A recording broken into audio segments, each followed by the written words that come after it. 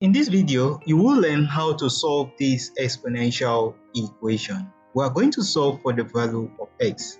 And I'm going to use a method that I know is a bit easier compared to a method I used in my previous video. Now, before you solve this, realize that 3 to the power of 3 is equal to 27 and 3 to the power of 2 is equal to 29. So we are going to work on that, and we're going to work on this negative power. So let's solve. So we'll have 3 to the power of 3 multiplied by 2x minus 1 multiplied by this whole power is going to give us 3 to the power of 3x plus 2, and this will be equal to 3 to the power of 2 multiplied by x plus 3. Now you're wondering how we got this. Now let me show you. If you want to know how we get that, all you simply need to do is to realize that if you have 1 divided by x all to the power of negative a, this can be equal to 1 divided by x all to the power of a, right? And this will be equal to, if you invert this, is going to give you x divided by 1 all multiplied by a, and this simply can give you x to the power of a. So that's how we arrived at that. So let's go back to the expression. To simplify that, that will now give us 3 to the power of 6x minus 3 multiplied by 3 to the power of 3x plus 2, and this will be equal to 3 to the power of 2x plus 6.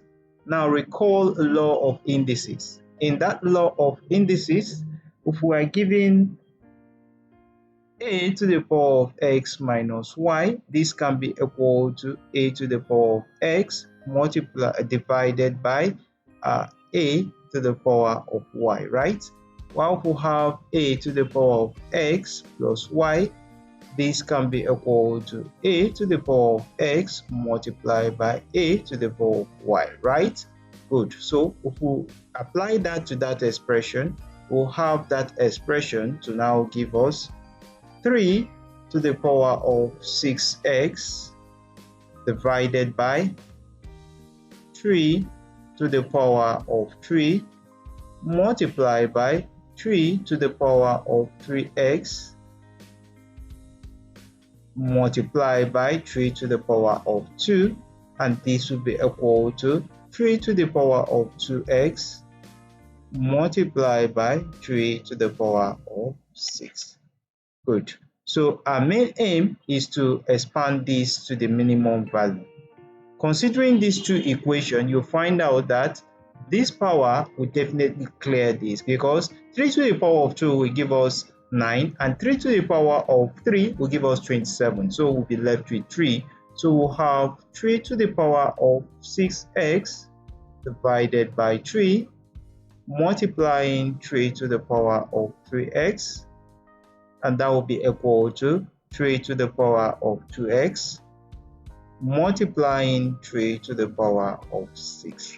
Now to reduce this further, I want us to multiply both sides by 3. To multiply both sides by 3, you're going to find out that this will give us 3 to the power of 6x, because these two are multiplied by 3 to the power of 3x divided by 3 multiplied by 3, and this will be equal to 3 to the power of 2x multiplied by 3 to the power of 6 multiplied by 3, which is 3 to the power of 1.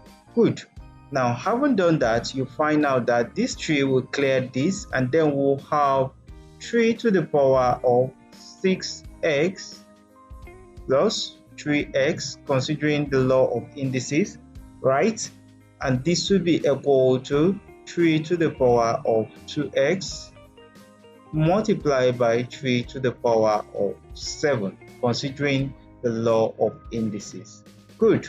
So this is going to give us the expression will now give us this. Now let's divide both sides by 3 to the power of 3 to the power of 2x. We divide here by 3 to the power of 2x, and you divide this end by 3 to the power of 2x.